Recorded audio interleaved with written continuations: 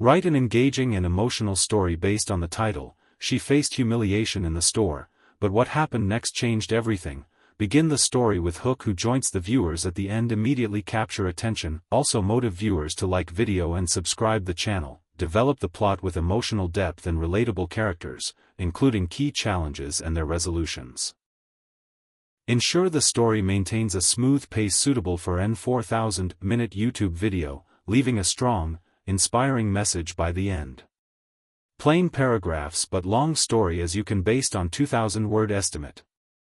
Imagine this: you're in the checkout line at your neighborhood grocery store, arms loaded with essentials you can barely afford, and suddenly, the cashier's voice rings out like a judgment from on high.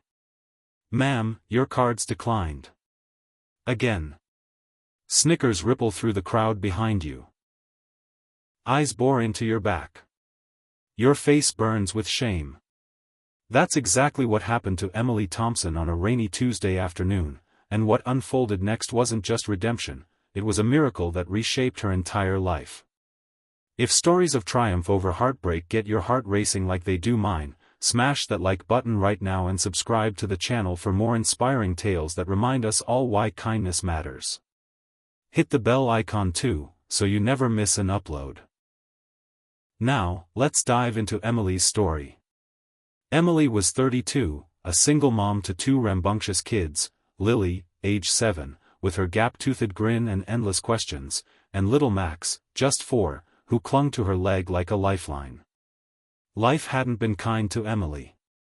3 years earlier, her husband, Jake, had died in a car accident, leaving her with a mountain of medical bills, a half-paid mortgage, and a grief that hollowed her out from the inside. She worked 2 jobs. Days at a diner slinging greasy plates, nights folding laundry at a 24-hour laundromat. Sleep was a luxury she couldn't afford, and neither were the little extras that made life bearable. But she pushed on for her kids, pasting on a smile even when her world felt like it was crumbling. That fateful day started like any other. Emily had scraped together just enough from her tips to hit the store for groceries. Her pantry was bare. Cereal boxes empty, fridge echoing with nothing but a wilted head of lettuce. She loaded her cart carefully, generic brands, day-old bread, canned soups on sale. Lily tugged at her sleeve, begging for a candy bar, but Emily shook her head. "Not today, sweetie. Maybe next time."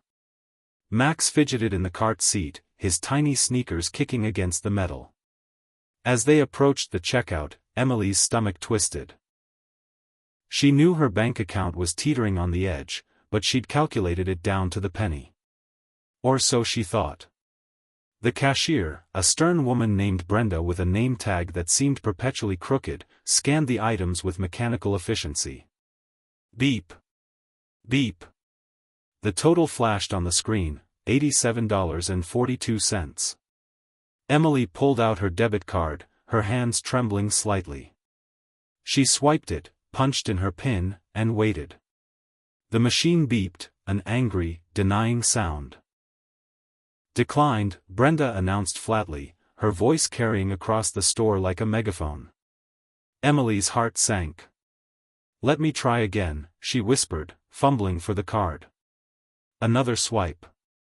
Another beep. "Declined. Do you have another form of payment?"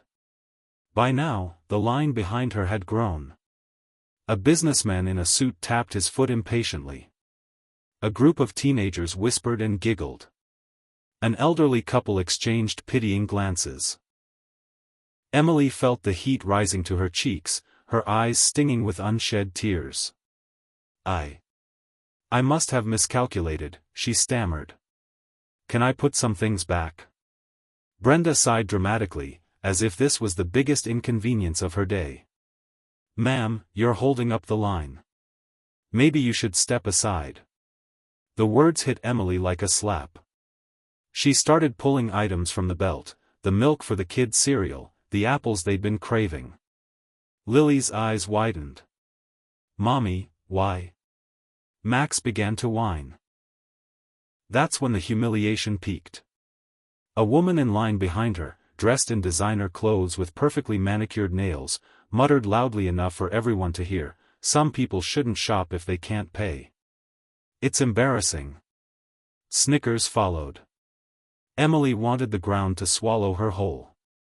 She was no stranger to hardship, but this public shaming stripped away her last shred of dignity. Tears blurred her vision as she abandoned half her cart and turned to leave, kids in tow, her soul crushed under the weight of judgment. But fate, as it often does in the unlikeliest moments, intervened. A soft voice cut through the murmurs. "Wait." Emily turned to see a man in his late 50s, unassuming in jeans and a faded flannel shirt, stepping forward. His name was Harold, though she wouldn't learn that until later. He had kind eyes, the kind that had seen their share of pain, and a gentle smile that didn't judge. "I'll cover it," he said simply, pulling out his wallet.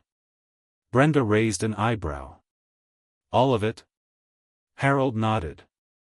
"And throw in that candy bar for the little one." Lily's face lit up like Christmas morning. Emily was stunned. "Sir, I can't. I don't even know you." Harold waved her off. "We've all been there, ma'am. Pay it forward when you can." As the transaction completed, the store fell silent. The judgmental woman averted her eyes.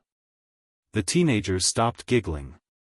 Emily mumbled a thank you, her voice choked with emotion, and hurried out with her bags, kids bouncing with unexpected joy. But as she loaded the car, Harold approached again. "Hey, if you don't mind me asking, you look like you could use a friend. Here's my card. I run a small community center downtown. We help folks get back on their feet,